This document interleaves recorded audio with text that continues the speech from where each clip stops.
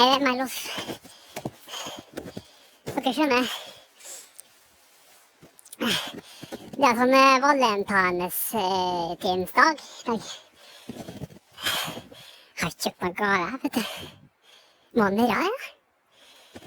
Jeg tenkte faen meg tar med øksa og så ute i skogen, og så lager meg et eller annet rømmel, altså. Men jeg skulle handle, jeg skal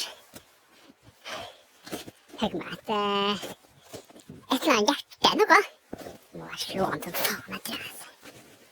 Her er et jævla fint, det.